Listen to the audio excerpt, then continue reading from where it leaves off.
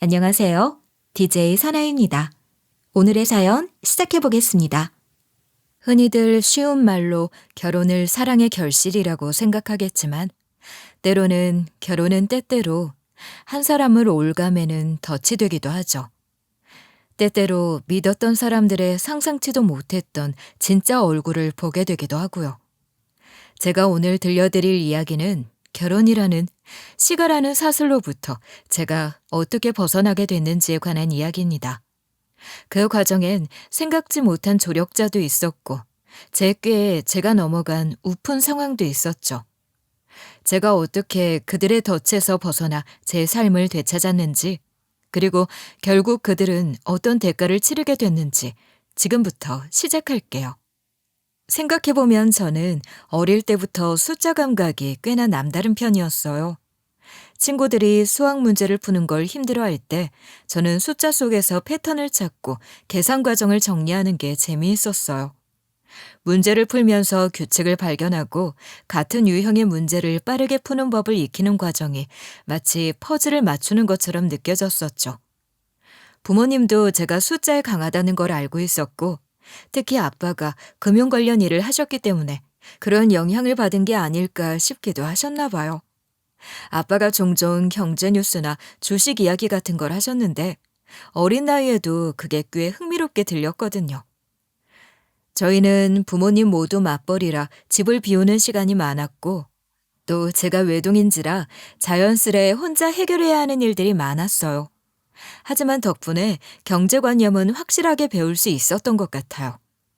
초등학교 때부터 부모님은 저에게 용돈 하나를 줘도 그냥 주는 게 아니라 쓸 때마다 항상 가계부를 꼼꼼히 쓰게 하셨어요. 얼마를 어디에 썼는지, 남은 돈은 얼마나 되는지 일일이 기록하게 하셨죠. 처음에는 귀찮았지만 점점 익숙해지면서 돈을 관리하는 감이 잡히기 시작했던 것 같아요. 용돈을 받으면 무작정 쓰기보다는 어디에 얼마나 쓸지 계획을 세우는 습관이 생겼죠. 그러다 중학생이 될 무렵엔 엄마 대신 가게의 가계부를 정리해 줄 정도로 익숙해졌고요. 가게 매출을 정리하고 지출 항목을 나누고 손익을 계산하는 게 자연스러워졌어요. 그러면서 단순히 돈을 쓰는 것보다 관리하는 게 더 중요하다는 걸 배웠던 거죠. 네. 말하자면 전 완전히 전형적인 이과형 인간이었던 거죠. 그러다 보니 자연스럽게 미래의 길도 정해졌어요. 고등학교에 가서는 수학과 경제 과목에 집중하면서 금융 관련 직업을 목표로 삼게 됐죠.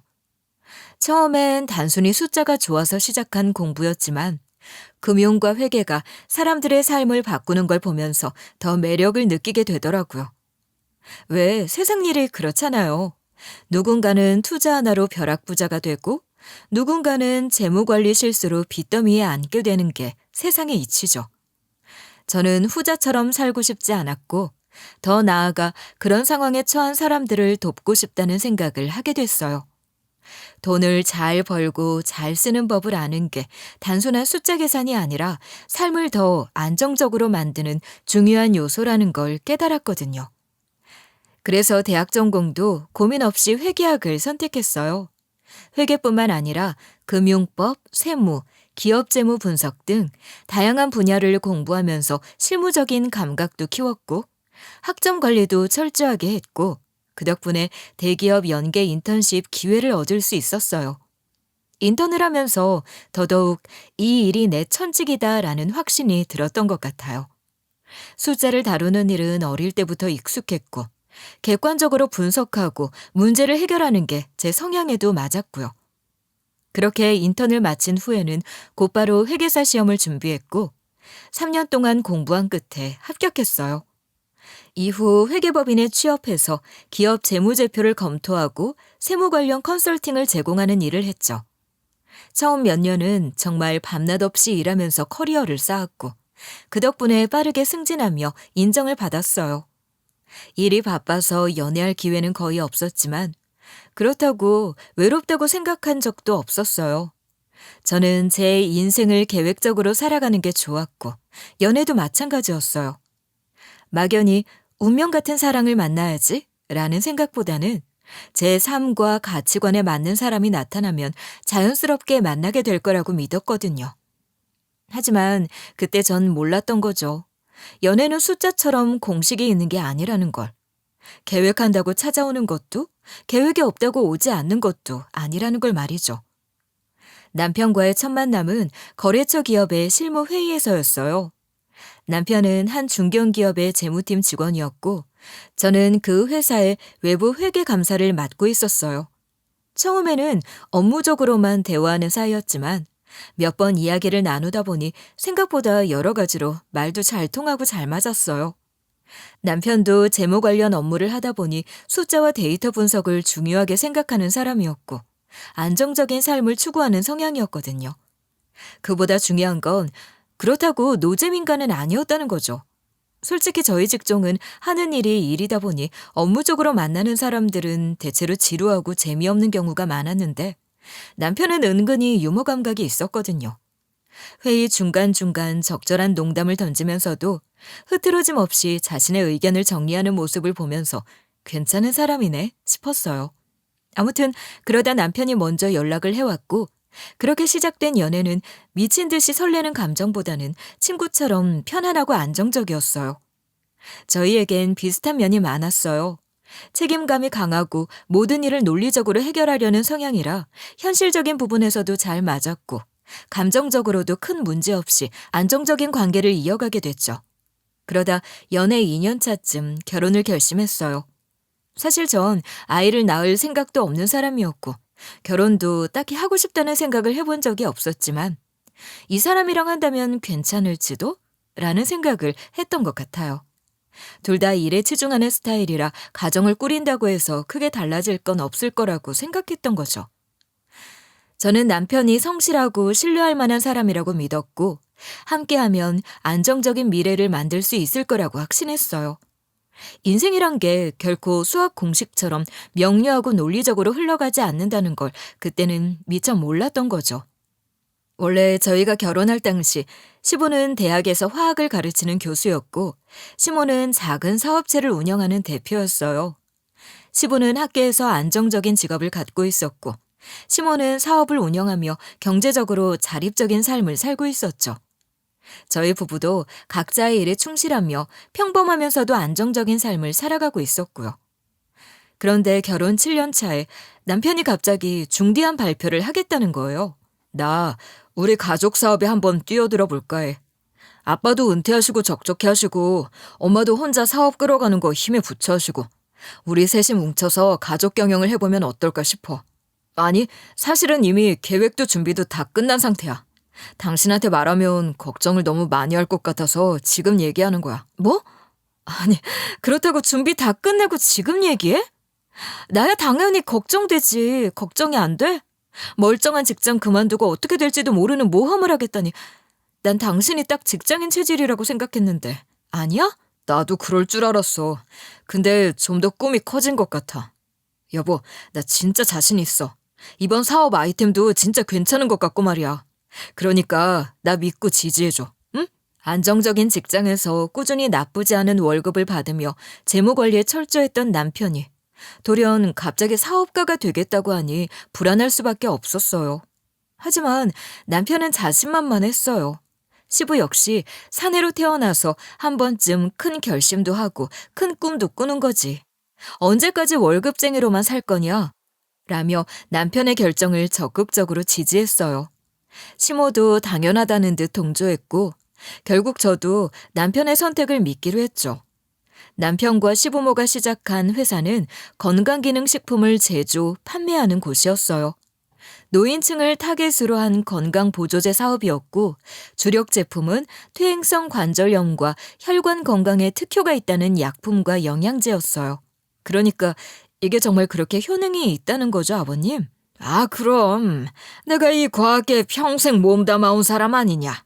우리 대학에서 꾸준히 연구하다 그 결과를 몇십 년 만에 성과로 만들어낸 거야. 아주 획기적인 제품이 될 거라고. 남편과 시부모는 이 제품이 노인들의 삶의 질을 획기적으로 개선할 거라며 열정적으로 사업을 준비했어요. 각자 역할도 명확하더군요. 사업 수완이 좋은 시모가 운영을 맡고 평생 과학을 연구해온 시부는 대학과 연계해 논문을 바탕으로 혁신적인 상품을 개발하며 신뢰도를 높이는 역할을 했어요. 남편은 재정적인 부분을 담당하며 회사의 자금을 관리했고요. 세 사람은 각자의 강점을 살려서 완벽한 팀워크를 이루고 있었어요. 솔직히 사업 시작한다 그럴 땐 걱정이 됐는데 제 예상보다 일이 술술술술 너무 잘 굴러가서 제가 좀 멋쩍어질 정도였죠. 저희 지역은 지방에 있는 도시라 30분 정도만 차를 타고 시골로 들어가면 노년층 고객을 만나기가 쉬웠어요.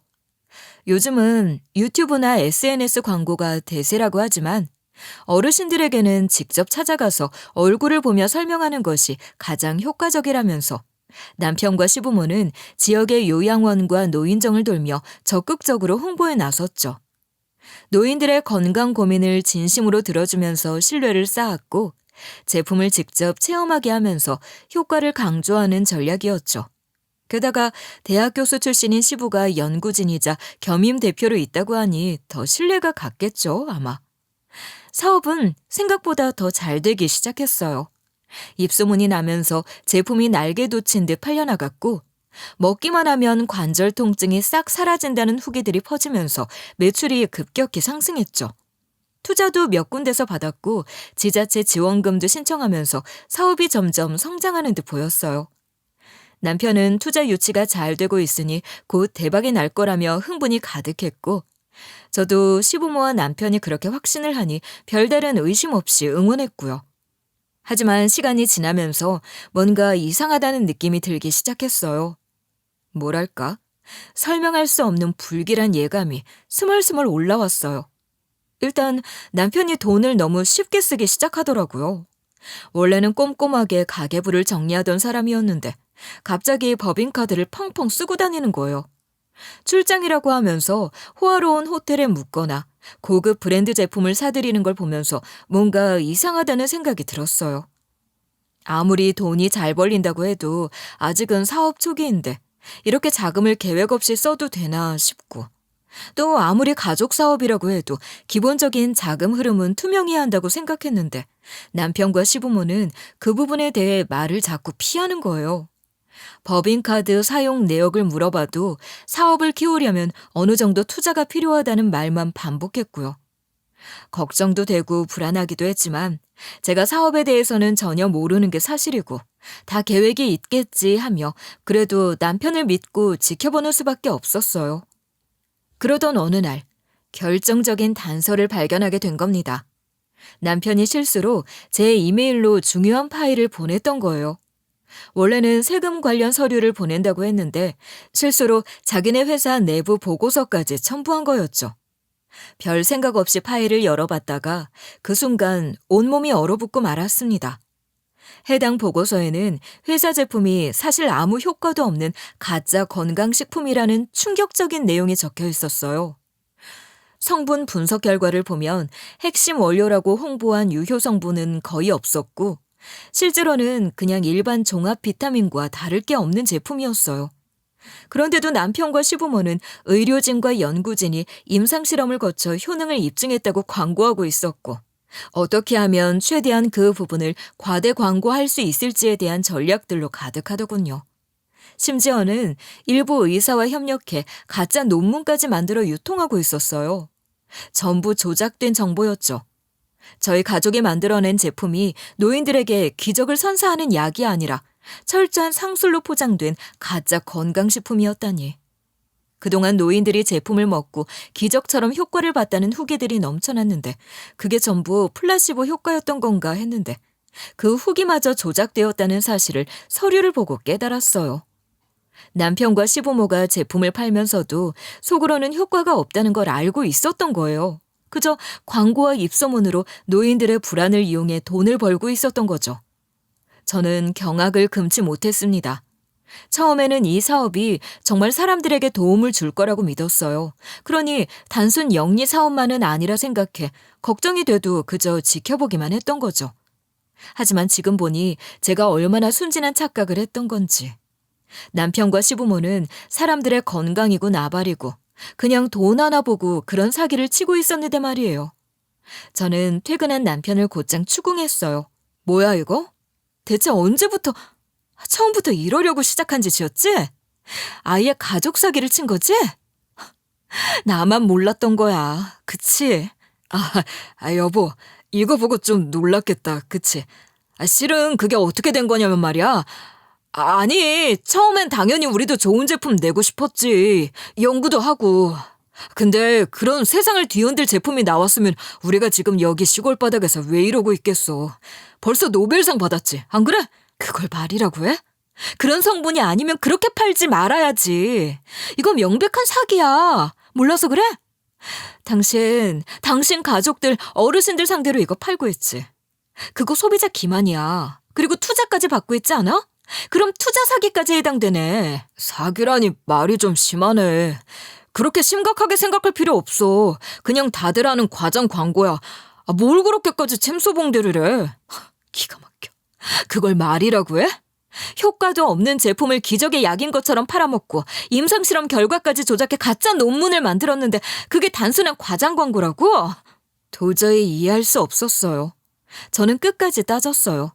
이게 단순한 광고 문제가 아니라 명백한 사기 행위라고. 만약 법적으로 문제가 생기면 어떻게 할 거냐고 조목조목 반박했죠. 처음엔 제 말을 흘려듣던 남편도 점점 말문이 막혔고 결국 사실을 털어놓았어요. 시부모도 이 모든 걸 알고 있었고 처음부터 계획된 사기였다고 하더군요. 그래, 애초에 제대로 된 연구를 할 생각도 없었어. 그냥 가짜 데이터를 만들어 투자자를 끌어들인 후 지자체 지원금까지 받아 사업을 키운 거야. 처음에 솔직히 나도 이렇게 해도 되나 싶긴 했는데 엄마가 원래 이쪽 사업은 그렇게 하는 거라고. 원래 그렇게 하기는 뭘 그렇게 해. 나 참 어이가 없어서 말이 안 나오네. 이거 이러다 일 커지면 진짜 일가족 사기단으로 잡혀 들어갈 일이야. 진짜 간도 크네. 대체 무슨 생각으로 그런 짓에 합류한 거야? 아무튼 지금이라도 당장 그만둬. 그건 안 돼. 이제 와서 발 뺄 순 없어. 이미 너무 많은 돈이 오가고 있어. 지금은 멈출 타이밍 아니야. 당신이 잠깐만 눈 감아주면 안 될까? 나도 이거 평생 하겠다는 건 아니야. 눈 감아주긴 뭘 눈 감아줘. 내가 몰랐으면 모를까. 알고도 모른 척은 못해. 당장 손 떼. 아무리 돈이 좋아도 그렇지 이런 식은 아니지. 생각의 관점을 조금만 바꿔봐. 어차피 다 늙은 노인들이고 오늘 내일 하는 사람들인데 돈 좀 쓰고 가면 어때? 그리고 다시 잘 걸을 수 있다는 희망이라도 주면 좋은 걸 수도 있잖아. 아니야? 그런 남편의 말에 저는 할 말을 잃고 말았습니다. 정말이지 합리적이고 원칙적인 사람이라고 생각했던 남편이 이렇게까지 비윤리적인 선택을 할 줄은 미처 몰랐어요. 결국 제 선에서 남편을 저지하는 데는 실패하고 말았고 제가 모든 걸 알아챘다는 얘기가 시부모 귀에까지 들어가게 됐죠. 시모가 직접 나서서 절 설득하려 하더군요. 아니, 시모는 오히려 설득을 넘어 자기들의 사기 행각에 절 끌어들이려는 시도까지 하기 시작했습니다. 예, 이 사업은 지금은 이 정도지만 점점 더 규모 커질 거야. 그러면 회계팀도 필요하고. 그쪽은 또 네가 전문가잖니. 이런 일은 남을 쓸 수도 없는 노릇인데 네가 회사에 들어와 내부 회계 관리를 맡아라. 게다가 회계사인 네가 합류하면 회사 신뢰도도 높아지지 않겠니? 어머님, 저 회계사예요. 어머님 말씀대로 신뢰도가 생명인 사람이라고요. 근데 저더러 사기에 합류를 하라고요? 돈은 지금 받는 것보다 훨씬 많이 주마. 가족 좋은 게 뭐니? 이럴 때 뭉치는 게 가족 아니니? 아니요, 전 못해요. 절대 안 해요. 이럴 땐 뭉치는 게 가족인 게 아니라 이럴 때 가족을 잘못된 수렁에서 빼내주는 게 진짜 가족이죠. 이제라도 늦지 않았어요, 어머니. 이쯤에서라도 그만둬야 돼요. 일이 더 커지면 더 걷잡을 수 없어져요. 그만두긴 뭘 그만둬. 돈이 이렇게 돌고 있는데 사업을 접는다니. 내가 평생 사업만 해온 인간인데 이런 상황에 사업을 접는다는 선택지는 기업가에겐 절대 없다. 저희도 그만둘 생각은 없다. 어머님, 아버님도 그러실 생각은 없다. 그러면 답지는 하나뿐이네요. 제가 끝내야겠네요. 남편과 시부모는 결코 관둘 생각이 없었고 결국 저는 이혼을 결심했어요. 남편은 처음엔 절 붙잡았어요. 감정적으로 설득하려 했죠. 이렇게까지 할 필요 있냐? 합류하라고 안 할 테니 그냥 모른 척만 해주면 안 되냐? 라더군요. 하지만 전 이미 결정을 내린 뒤였어요. 제가 변호사를 선임하고 진짜로 법적 대응을 준비하자 남편의 태도가 바뀌더군요. 처음엔 감정적인 호소를 하던 남편이 점점 차가워졌어요. 시간은 더욱 노골적으로 압박하기 시작했어요. 처음에는 감정적인 협박이었어요. 가족인데 어떻게 이럴 수 있냐라거나 이건 가족끼리 해결할 문제다 같은 말로 흔들려는 거였어요. 하지만 제가 전혀 흔들리지 않자 점점 더 대놓고 직접적인 위협을 하기 시작하더라고요. 네가 이 일에 대해 아는 게 많으니 이혼한다고 해도 가만둘 수는 없지. 어디 네 변호사한테 가서 입이라도 열어봐. 어떻게 될지는 한번 두고 보자. 지금 저 협박하시는 건가요? 처음부터 사기 기획한 게 누군데? 전 그만 안 둬요. 아무리 저 흔들고 협박하시려고 해도 소용없을 거란 소리예요. 문제는 협박의 강도가 점점 심해진다는 거였어요. 처음에는 말로 겁주는 수준이었지만 시간이 지날수록 행동까지 따르기 시작했어요. 시모가 갑자기 회사 변호사를 내세워 이혼할 거면 그냥 조용히 끝내라. 쓸데없는 소리 했다가 법적으로 피곤해질 수도 있다. 라며 법적 조치 운운하는 식으로 나오더라고요. 저는 이미 변호사를 선임한 상태였기 때문에 그 정도 협박에는 동요하지 않았어요. 그런데도 시간은 포기할 생각이 없었어요. 시부까지 나서서 가족인데 이렇게까지 할 필요 있냐라며 은근히 압박을 해왔죠. 저는 그럴수록 더욱 철저히 대비했어요. 남편이 실수로 제 이메일로 보낸 파일을 포함해 회사 내부 자료 몇 가지를 남편 컴퓨터에서 빼내 몰래 따로 모아두고 있었어요. 처음에는 단순히 이혼 소송을 위해 필요한 자료만 정리했는데 시가의 태도를 보니 이건 더 철저하게 준비해야겠다는 생각이 들더라고요. 그래서 혹시 모를 상황을 대비해서 남편 방에서 빼낸 자료들도 있었어요. 재무제표, 내부 보고서, 투자자 현황까지 모두 정리해뒀죠. 그 자료들만 있으면 시가가 불법을 저질렀다는 걸 명백히 입증할 수 있었어요. 혹시 모를 사태를 대비해 그 자료들을 제 서재 서랍장에 자물쇠까지 채워 넣어뒀어요. 그 정도까지 하면 안전할 거라고 생각했고요. 그런데 어느 날 집에 돌아와 보니 서랍장이 통째로 사라져 있었어요. 곧바로 알아차렸죠. 남편이 가져갔구나. 순간 머리가 띵해졌어요. 바로 남편에게 전화를 걸었어요. 남편은 태연하게 전화를 받더니 오히려 한숨을 쉬더군요. 그러게, 피곤하게 뭐하러 그런 짓을 했어? 이혼할 거면 그냥 깔끔하게 끝내자. 그런 걸로 지저분하게 협박하지 말고. 협박? 지금 협박을 누가 누구한테 하고 있는 건데. 진짜 갈수록 가관이다, 당신도, 당신 가족들도. 됐어. 그건 그냥 당신이 가져. 나 그거 필요 없어. 어차피 다 카피본 있고 자료는 내 USB에 있으니까. 남편은 한순간 말을 멈추더니 뭐? 라고 했어요. 저는 더 이상 대꾸하지 않고 전화를 끊어버렸어요. 남편의 반응을 들으니 더 확신이 들었어요. 이 사람들이 얼마나 불안해하고 있는지 느껴졌죠. 궁지에 몰린 건 그쪽이었어요. 남편은 자신이 가져간 자료가 원본이라 생각하고 안심했겠지만 저는 원래부터 혹시 몰라 모든 자료를 이중으로 보관해두고 있었거든요. 하지만 저의 마지막 말이 도화선이 됐던 걸까요? 기어코 일이 터지고 말았습니다. 남편과 살던 집에서 더는 살 수 없을 것 같아 짐을 챙겨 친구네 집으로 가려고 나온 때였어요. 집 앞 골목길을 걷고 있었어요. 해가 지고 어둑해진 길가에는 인적이 드물었고 오랜만에 친구를 만날 생각에 조금은 긴장이 풀린 상태였죠. 그런데 그때였어요. 갑자기 옆에서 강한 불빛이 번쩍이는가 싶더니 제 앞을 가로막으며 멈춰서는 검은색 승용차. 직감적으로 뭔가 잘못됐다는 생각이 들었어요. 그리고 그 차에서 내리는 남편과 조수석에서 날카로운 눈빛으로 쳐다보는 시모. 순간적으로 온몸에 소름이 돋았습니다. 남편은 차에서 내리자마자 다급한 표정으로 다가와 제 팔을 붙잡았어요. 저는 순간적으로 몸을 빼며 뒷걸음질 쳤지만 남편은 단단히 작정한 얼굴이었어요. 차에 타. 낮고 차분한 목소리였지만 그 속에 깔린 냉기가 소름 끼쳤어요. 저는 반사적으로 저항하며 손을 뿌리쳤어요. 뭐 하는 거야? 목소리가 떨렸어요. 그때 시모가 조용한 목소리로 말했어요. 이젠 네 입만 다물면 아무 문제도 안 생길 거라고. 그 말에서 묘한 위압감이 느껴졌어요. 뒷골이 서늘해지며 어떻게든 도망을 쳐야 한다는 생각이 들었습니다. 몸을 돌려 도망치려 했지만 남편이 잽싸게 제 팔을 다시 움켜쥐었어요. 저는 필사적으로 버텼지만 남편은 힘으로 절 끌어당겼어요. 그냥 타서 얘기나 하자. 여전히 태어난 말투였지만 저항하는 저를 대하는 손길은 거칠었어요. 그런데 그 순간 심호까지 합세하며 절 향해 손을 뻗었어요.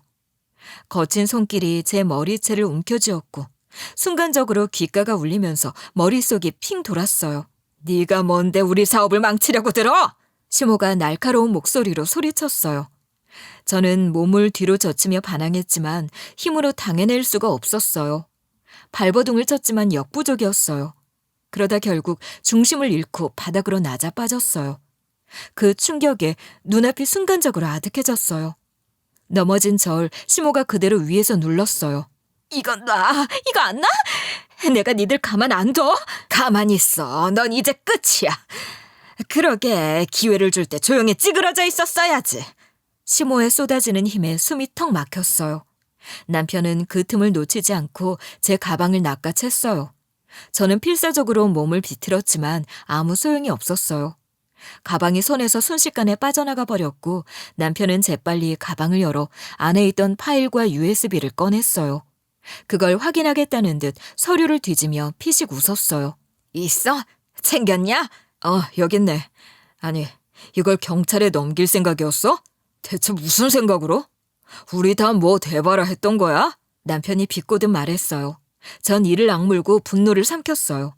숨이 가빠지고 손이 덜덜 떨렸어요. 시모는 서류를 훑어보더니 조용한 목소리로 선언하듯 말하더군요. 이제 네가 손에 쥔 건 아무것도 없어. 주제 모르고 설치다 언제 무슨 일 당할지 모른다 너. 그러니까 내 말 잘 듣고 조용히 살아. 알겠니? 그 순간 멀리서 건장한 남자 2명이 다가오며 뭐하는 짓이냐고 외치는 소리가 들렸고 그 말에 순간적으로 멈칫하는 시모. 저는 그 틈을 놓치지 않았어요. 온몸을 비틀어 필사적으로 시모를 밀쳐냈어요. 시모가 중심을 잃고 휘청하는 순간 저는 그대로 몸을 일으켜 골목길로 뛰었습니다. 시모가 다시 절 붙잡으려 했지만 필사적으로 몸을 틀어 가까스로 빠져나왔어요. 남편은 소리를 지르며 절 쫓아오려 했지만 다행히도 행인들이 다가와 무슨 일인데 여자를 붙잡고 그러는 거냐고 따져주는 덕에 상황이 복잡해졌죠. 저는 그 틈을 타서 전력으로 달렸어요. 한참을 정신없이 뛰다 보니 앞에 약국이 보였어요. 저는 거의 무의식적으로 약국 안으로 뛰어들어갔어요. 문이 닫히자마자 안도감이 몰려오면서 그대로 벽에 기대 숨을 몰아쉬었어요. 심장이 터질 듯이 뛰었어요. 손은 덜덜 떨리고 온몸이 흐트러져 있었어요. 그제야 주변을 둘러보니 약국 안은 평온했어요. 카운터 너머에서 50대 정도로 보이는 여자 약사분이 눈이 커다래져 절 바라보고 계시더군요. 그제야 정신을 차리고 거울을 봤어요. 순간 숨이 턱 막혔어요. 얼굴 한쪽은 시뻘겋게 부어있지 계모가 쥐어뜯었던 자국이 목에 선명하게 남아있는 데다 머리는 완전히 헝클어져 엉망진창. 말 그대로 광녀 같았어요. 때 아닌 광녀의 출연이라니 약사분 입장에선 정말 놀랄만 하겠다 싶었죠. 겨우겨우 죄송하다고 말하고 정신을 차리려는데 눈물이 차오르면서 도저히 참을 수가 없었어요. 어린아이처럼 울음을 터뜨리고 말았죠. 그런데 그 순간이었어요. 혹시 박 권사님 부부댁 며느리 아니세요? 뜻밖의 물음이었지만 저는 눈물 탓에 말도 못하고 고개만 끄덕였어요. 약사의 얼굴이 미묘하게 굳어졌어요. 약사는 잠시 생각에 잠긴 듯 하다가 다시 물었어요. 혹시 그 집 식구들 때문에 이렇게 된 거냐고. 저는 목이 메어 말도 못했어요. 대신 다시 한번 고개를 끄덕였어요. 대충 무슨 상황인지 알겠네요. 일단 여기서 좀 쉬어요. 보이는 곳에 있으면 안 되겠다. 이리 따라 들어올래요? 저는 눈물을 훔치며 약사를 따라 약국 안쪽으로 들어갔어요. 안쪽에는 직원들 쉬는 공간이 있었어요. 작은 테이블과 의자가 놓여 있었고 한쪽에는 따뜻한 차가 준비되어 있었죠. 저는 테이블에 앉아 차를 한 모금 들이켰어요. 그제야 조금 숨이 고르게 쉬어졌어요. 그런데도 온몸이 떨렸어요. 민망하기도 했고 이 상황을 어떻게 설명해야 하나 싶기도 했어요. 그 와중에도 눈물이 하염없이 흐르고 있었어요. 정말 한순간에 이렇게까지 무너질 줄은 꿈에도 몰랐고 지금 이 상황이 믿기질 않기도 하고. 그런데 그때였어요. 약사가 조용히 저를 바라보더니 뜻밖의 질문을 던졌어요. 복수하고 싶어요? 뭔가 의아했죠. 제가 무슨 일을 겪었는지 말도 하지 않았는데 이 사람이 어떻게 알고 이런 말을 하는 걸까? 약사는 절 가만히 응시하더니 이쪽으로 좀 와보라며 손짓했고 저는 반쯤 넋이 나간 채 약국 안쪽을 따라갔어요. 안쪽에는 미닫이 문이 하나 있었고 약사는 아무 말 없이 그 문을 열었어요. 순간 눈앞에 펼쳐진 광경에 숨이 멎는 것 같았어요. 한쪽 벽에는 커다란 칠판이 세워져 있었는데 그 칠판에는 제가 너무도 익숙한 이름들이 빼곡히 적혀 있었거든요. 남편과 시부모가 운영하는 회사 이름, 제품명, 그리고 여러 가지 메모들. 순간 머리가 하얘졌어요. 그뿐만이 아니었어요. 책상 위에는 서류 더미가 가득 쌓여 있었고 노트북 화면에는 제품 성분 분석 결과가 떠 있었어요. 서랍을 열어보니 여러 문서들이 가지런히 정리되어 있었어요. 마치 오랫동안 한 사건을 추적해온 사람처럼. 저는 말문이 막혀 약사를 바라봤어요. 약사는 조용히 책상 위에 서류 한 뭉치를 집어들며 설명하기 시작했어요. 처음부터 이 회사가 수상하다고 생각했어요. 우리 회사에서 두 사람이 건강기능식품 사업을 한다며 적극적으로 홍보하는 모습을 보면서 뭔가 이상하다고 느꼈죠.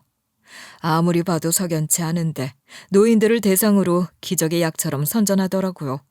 그런데 정작 제품 성분이 뭔지도 명확하지 않았고 영락 없는 사기 같았죠. 그럼 그 이후로 계속 조사를 해오신 건가요? 처음엔 괜히 같은 교회 사람이랑 관계 나빠지고 싶지도 않고 해서 모른 척 하려고 했어요. 게다가 박 권사님 부부는 이 지역에서 꽤나 알아주는 유지들이잖아요. 근데 제품을 먹고 오히려 건강이 나빠졌다는 이야기가 여기저기서 들려왔다고 했어요. 명색이 약사인데 어르신들에게 이런 짝퉁약을 팔고 건강을 망치게 만드는 것까지 차마 두고 볼 수는 없겠더라고요. 그렇게 약사는 직접 조사를 시작했다고 했어요. 약국을 운영하다 보니 약 원료 성분을 분석할 루트가 있었고 회사가 발표한 성분표와 실제 제품 성분을 비교해봤대요. 그리고 결과는 충격적이었던 거죠. 제품의 주요 성분이라고 홍보한 원료는 거의 포함되지 않았고 대부분 싸구려 비타민과 소량의 칼슘, 마그네슘이 전부였어요. 그런데도 가격은 시중 제품의 몇 배였어요. 더 끔찍한 건 의료인 인증이라는 가짜 문서까지 만들어 판매하고 있었다는 거였어요. 완전한 사기였죠. 처음엔 교회 노인들한테 홍보하더니 점점 일이 커지더군요. 노인정, 복지관, 요양병원 등을 돌며 노인들에게 제품을 판매하고 있었고 제대로 된 임상 데이터도 없이 기적의 치료제인 것처럼 속이고 있었죠. 더는 두고 볼 수 없는 지경에 이른 거예요. 약사에겐 이미 확보한 증거들도 많았어요. 성분 분석 결과, 위장된 연구자료, 허위 광고 사례, 그리고 허위 논문을 작성한 의사들의 내부 커뮤니케이션 내용까지. 자료는 모였는데 어느 시점에 터뜨려야 할지를 모르겠더라고요. 타이밍만 보고 있었어요. 그런데 오늘이 바로 그날인 것 같네요. 저한테도 자료가 있었어요. 여기에는 없는 내부 자료들이요. 그런데 그걸 조금 전 다 빼앗겨서 괜찮아요. 걱정할 거 없어요. 제가 모은 자료들만으로도 충분히 법적으로 입증할 수 있는 내용들이 많으니까. 이것만으로도 경찰 조사 들어가기엔 충분할 거고 그러면 그쪽이 빼앗긴 자료도 금방 압수될 겁니다. 그 말에 전 순간 그대로 무릎이 풀려 주저앉고 말았습니다. 모든 걸 빼앗기고 모든 게 끝났다고 생각했는데 오히려 여기서 더 확실한 증거를 만나게 될 줄은 꿈에도 몰랐어요.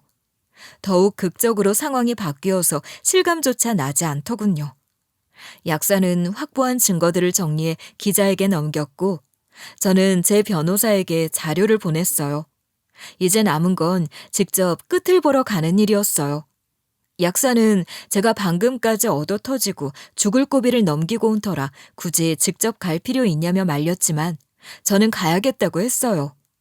그 일을 트라우마로 만들고 싶지 않았거든요. 직접 마주하지 않으면 내내 벗어날 수 없을 것 같았어요. 두려움을 직면하고 제대로 깨부수고 싶었죠. 그렇게 전 시가로 향했습니다. 집 앞에 도착해 초인종을 눌렀고 몇 초도 지나지 않아 문이 거칠게 열리며 시모가 모습을 드러냈어요. 절 보자마자 얼굴이 굳더니 이내 예상했던 대로 고함을 질렀어요. 대체 뭘 하려고 돌아온 거냐고. 감히 자기들을 배신하고 이혼까지 하려는 주제에 왜 여기서 난리를 치냐고. 소리가 거칠고 날이 서 있었어요. 하지만 전 아무 말도 하지 않은 채 똑바로 시모를 바라보며 발을 들여놓았어요. 시모가 팔을 뻗어 절 막으려 했지만 전 밀릴 생각이 없었어요. 그동안 쌓여있던 분노로 저 역시 거칠게 맞섰죠.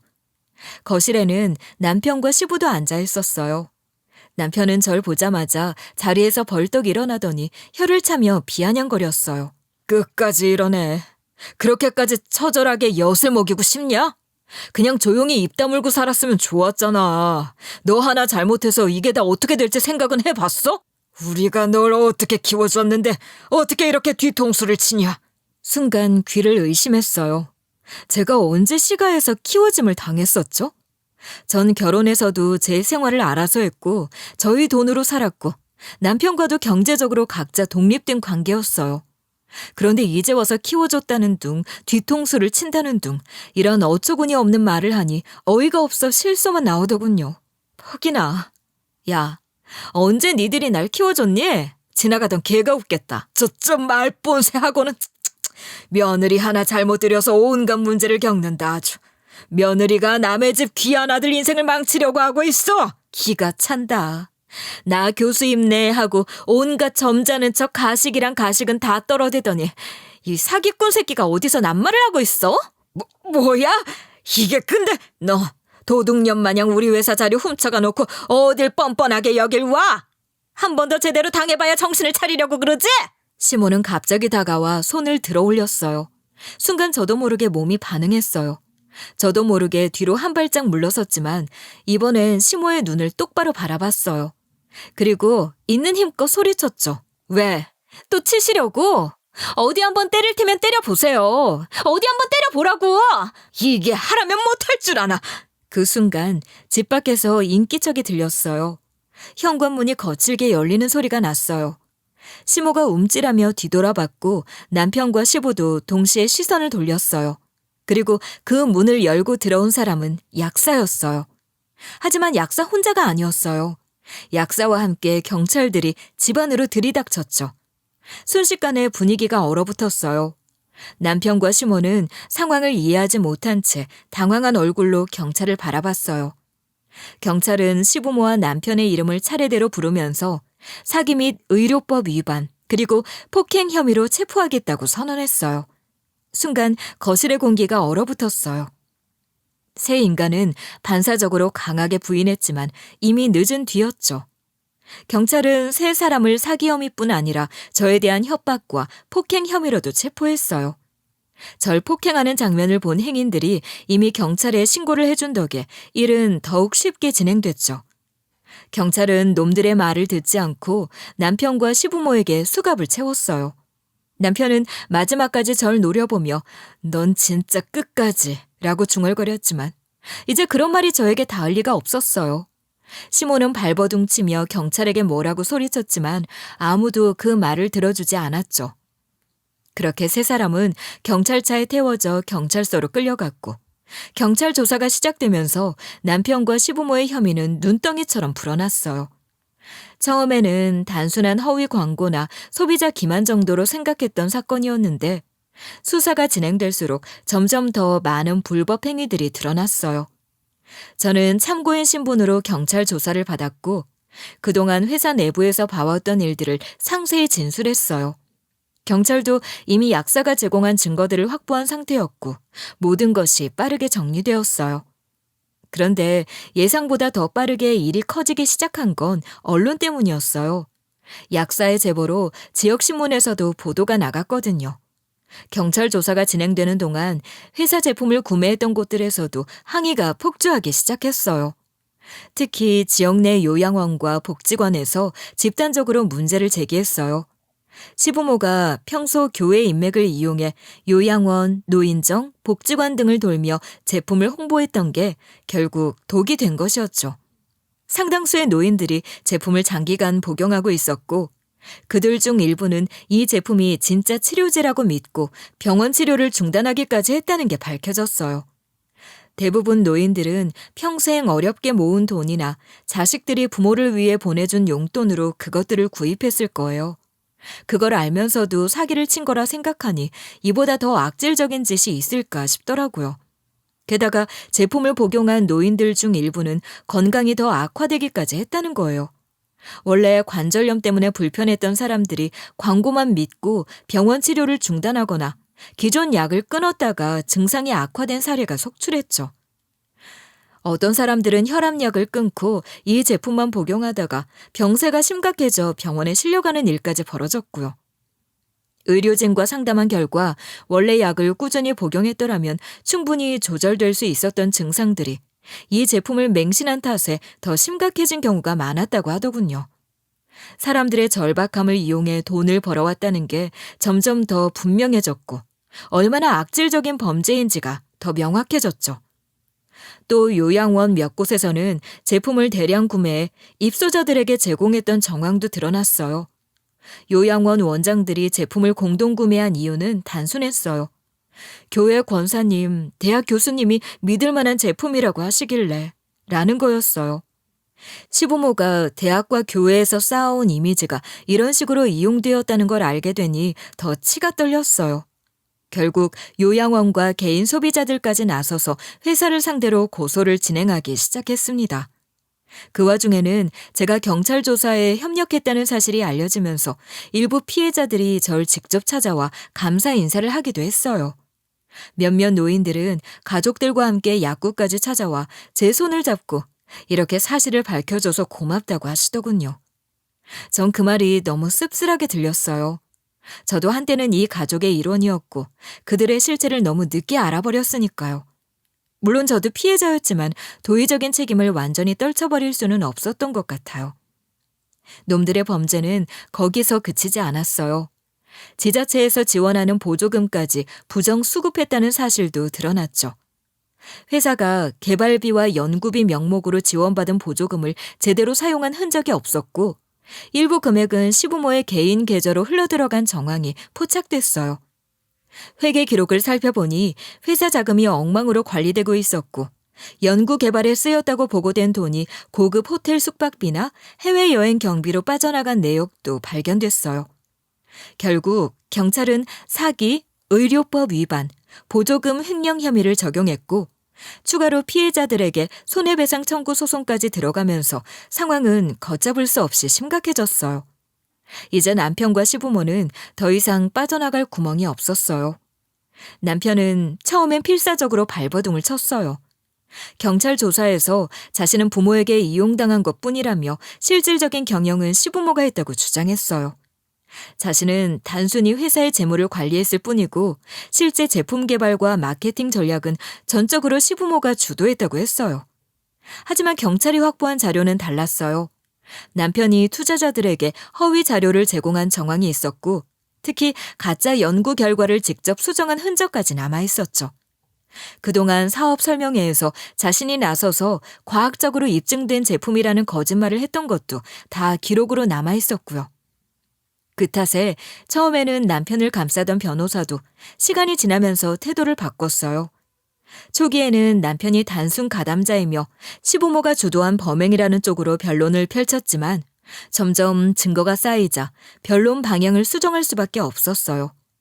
경찰에 가져온 증거들은 남편이 회사의 핵심 운영진으로서 사기에 깊이 개입했다는 걸 명확히 보여줬으니까요. 허위 연구 자료를 검토한 흔적, 가짜 논문을 유통하기 위해 투자자들과 주고받은 이메일, 회사 내부 보고서에서 광고 문구까지 직접 수정한 기록까지. 이 정도면 이용당한 피해자가 아니라 사기 범죄를 계획하고 실행한 공범이었어요. 변호사도 더는 변명의 여지가 없다는 걸 깨닫고 혐의를 인정하고 형량 조정을 하는 쪽으로 가닥을 잡더군요. 반면 시모는 경찰 조사에서도 법정에서도 끝까지 뻔뻔했어요. 조사관이나 판사 앞에서 우리는 소비자들에게 좋은 제품을 제공하려고 했을 뿐인데 이게 무슨 큰 죄냐며 어이없는 태도를 보였죠. 사업이라는 게 원래 그런 겁니다. 다 과장 좀 하고 거짓말 좀 하면서 하는 거지 사업을 어떻게 누가 100% 정직하게 합니까? 건강기능식품 시장이라는 게 원래 이런 방식으로 다 돌아가는 거예요. 다들 그러는 건데 뭘 그렇게 호들갑을 떠는지 나 원참. 하지만 경찰 판사가 뭐 바본가요? 이미 모든 증거는 확실한 상태였어요. 지원금이 연구개발에 쓰이지 않고 시모의 개인 계좌로 빠져나간 기록이 있었고 그 돈이 해외 명품 쇼핑, 고급 스파, 가족 여행 경비로 사용된 내역까지 다 드러났어요. 시부가 사업 초기에 투자자들을 안심시키기 위해 허위 연구 논문을 유포한 정황도 밝혀졌어요. 경찰이 하나하나 자료를 들이밀자 시모도 점점 말문이 막히기 시작했어요. 아무리 뻔뻔한 사람이라도 확실한 증거 앞에서는 버티기 어려웠죠. 이 사실이 알려지자 교회 측에서도 바로 반응을 보였어요. 교회는 시부모를 즉각 제명했고 교인들도 완전히 등을 돌렸어요.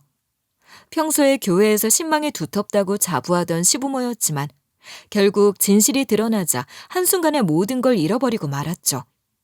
시부모의 사업을 믿고 투자했던 일부 교인들도 속았다는 걸 알고 분노했어요. 시부는 평소 자신이 교수 출신이고 사회적으로 존경받던 인물이었다는 사실에 대한 집착이 강했던 사람이었어요. 하지만 제자들도 학교도 자신을 믿던 교회 사람들도 모두 등을 돌렸어요. 명망 있는 교수에서 사기범으로 추락하는 과정이 시부에게는 아마 가장 큰 형벌이자 굴욕이었을 거예요. 나름 교수의 회사 대표에 돈 있고 명망 있는 사람이라고 평가받던 부부가 완전히 몰락한 거죠. 한편 이 모든 일이 진행되는 동안 저는 이혼 소송을 마무리하고 있었어요. 변호사와 함께 모든 서류를 정리했고 시간은 이제 이혼을 막을 여력조차 없었어요. 남편은 경찰 조사를 받느라 바빴고 시부모는 회사를 지키느라 정신이 없었어요. 법원에서도 제 입장을 충분히 이해했고 남편이 저지른 일과 그 과정에서 제가 입은 피해를 고려해 위자료 청구까지 받아들여졌어요. 저는 한 치의 미련도 남기지 않고 그렇게 결혼 생활을 완전히 끝냈어요. 회사는 당연히 폐업 소송을 밟았죠. 경찰 수사가 시작된 후 투자자들은 빠르게 등을 돌렸고 법적 책임을 피하려고 먼저 손절하는 움직임을 보였어요. 몇몇 투자자들은 아예 남편과 시부모를 상대로 손해배상 소송을 걸었죠. 피해자들은 집단 고소를 진행했고 결국 남편과 시부모는 법정에서 모든 죗값을 치르게 되었어요. 이혼 후 저는 다시 제 삶을 되찾기 위해 집중하게 됐습니다. 사건이 터지고 한동안 정신없이 바빴지만 다행히 회사에서도 제 상황을 이해해 주었고 업무에 복귀하는 데 문제가 없었어요. 저는 더 이상 과거에 얽매이지 않기로 결심했어요. 오히려 이번 일을 계기로 저는 금융범죄와 관련된 내부 감사 쪽으로 전문성을 넓혀가기 시작했어요. 사건을 겪으며 불법적인 자금 흐름을 어떻게 찾아내야 하는지, 기업 사기의 패턴이 어떤 식으로 진행되는지를 몸소 경험했으니까요. 그걸 제 커리어에 활용하는 게 가장 현명한 선택이라고 생각했어요. 전 남편과 전 시부모는 법적 처벌을 피할 수 없었어요. 재판이 진행되면서 이들이 저지른 범죄의 전모가 낱낱이 밝혀졌고 결국 모두 징역형을 선고받았어요. 법정에서 이들의 표정을 보는 순간 저는 씁쓸하면서도 통쾌한 기분을 느꼈던 것 같아요. 전 남편은 사기와 문서 위조, 정부 보조금 수정 수급 등의 혐의로 징역형을 받았어요. 재판 내내 자신이 부모에게 이용당했을 뿐이라며 형량을 줄이려 애썼어요. 저는 부모의 뜻을 따랐을 뿐입니다. 실제 사업 운영과 연구 개발엔 관여하지 않았어요. 믿어주십시오, 판사님. 하지만 법원은 전 남편의 말을 받아들이지 않았어요. 이미 결정적인 증거들이 남아있었으니까요. 투자자들에게 허위 자료를 제공한 것도, 가짜 연구 결과를 직접 수정한 것도 모두 남편이 한 일이었어요. 결국 법원은 전 남편이 주범 중 하나라는 걸 인정했고 최종 판결이 내려지는 순간 전 남편은 망연자실한 얼굴로 고개를 떨궈야 했죠. 전 시부도 책임을 피하지 못했어요. 기업 운영에 깊숙이 개입했고 교회 인맥을 이용해 노인들에게 제품을 판매한 사실이 밝혀졌어요. 특히 교육자로서의 경력을 이용해 연구 결과를 조작한 부분이 결정적인 범죄 행위로 인정됐어요. 교수라는 사람이 과학을 빙자해 거짓 논문을 유포하고 자신의 명성을 이용해 사기를 쳤다는 사실이 밝혀지면서 여론도 더욱 악화되었어요. 전 시부의 이름이 들어간 논문들은 철저히 검증 대상이 되었고 결국 연구윤리 위반으로 인해 모든 학계에서 퇴출당했어요. 전 시모는 셋 중 가장 강력한 처벌을 받았어요. 일단 전 시모가 대표인 회사였고 허위 광고 및 의료법 위반, 투자 사기, 정부 보조금 횡령까지 여러 혐의가 중첩됐어요. 처음엔 억울하다며 소리를 질렀지만 법원은 단호했어요. 결국 감옥에 가는 수밖에 없었어요. 사업하면서 호화롭게 살던 시절은 끝났고 이제 남은 건 죗값을 치르는 일뿐이었죠. 그리고 시간이 흘러 세 사람은 형을 마치고 출소했지만 그 이후의 삶은 완전히 망가져 있었어요. 약사분을 통해 들어보니 아주 지옥 같은 삶이더군요. 회사는 이미 파산했지. 투자자들과 소비자들에게 거액의 손해배상금을 물어줘야 했지. 감옥에 있는 동안에도 소송이 줄줄이 이어졌고 결국 출소할 때쯤엔 갚아야 할 빚이 엄청난 수준으로 불어나 있었던 거죠. 그러니 출소 후 재기할 방법 자체가 없었을 거예요. 교회에서도 완전히 내쳐졌고 지역 내에서 완전히 사기꾼으로 낙인 찍혔기 때문에 예전처럼 인맥을 활용할 수도 없었고요. 가지고 있던 재산은 전부 몰수당하거나 소송비로 나갔고 결국 남은 건 감당할 수 없는 빚뿐이었죠. 게다가 전 남편의 경우엔 징역을 마치고 나왔지만 이미 전과자로 낙인 찍혀 어디에도 제대로 된 직장을 구할 수 없었을 테고요. 셋 다 그렇게 되니 정말 어디 하나 손 벌릴 곳이 없었는지 어느 날 결국 저한테까지 연락을 해오더라고요. 이제 와서 이런 말 해도 소용없다는 거 알지만 네가 한 번만 도와주면 안 되겠니? 우리 너무 힘들어. 도저히 방법이 없어서 그래. 너 원래 정 많잖아. 그냥 적선한다 생각하고. 저는 휴대폰을 한참 내려다보다가 그대로 차단 목록에 추가했어요. 그 인간들이 어떤 상황에 처해 있는지는 몰라도 이제 제 인생에는 아무 상관없는 일이었어요. 영원히 차단하고 살 거예요. 놈들은 자신들이 만든 나락 속에서 평생 벗어나지 못한 채 살아가겠죠. 그게 응당한 벌 아니겠어요? 세상엔 결국 자기 꾀에 넘어가는 사람들이 있게 마련이에요. 남을 이용해 쉽게 무언가를 얻으려는 사람들은 결국 자신이 만들어 놓은 덫에 걸려 넘어질 수밖에 없더라고요. 남들을 짓밟고 자신들의 편한 미래를 보장받으려 했던 남편과 시부모는 결국 모든 걸 잃었고 스스로 나락으로 떨어졌어요. 하지만 저는 그들의 몰락을 보면서도 전혀 동정심이 들지 않았어요. 오히려 제가 벗어날 수 있었던 것이 다행이고 앞으로 다시는 그런 사람들에게 이용당하지 않을 거라는 확신이 들어서 더 단단해질 수 있었어요. 이번 일을 통해 전 확실히 깨달았어요. 아무리 가까운 사이라도 날 이용하려는 사람들이 있다면 단호하게 끊어내야 한다는 거려. 착한 척, 참는 척 한다고 해서 상황이 좋아지는 게 아니에요. 오히려 더 깊이 빠져들게 될 뿐이죠. 내 인생을 지킬 수 있는 건 오직 나뿐이에요. 이제 전 제 삶을 살아가려고 해요. 다시는 누구에게도 휘둘리지 않고 저 자신을 위해 살 거예요. 그리고 오늘 제 이야기가 혹시라도 비슷한 상황에 처한 누군가에게 작은 용기가 되길 바랍니다. 그럼 지금까지 긴 이야기 들어주셔서 감사합니다.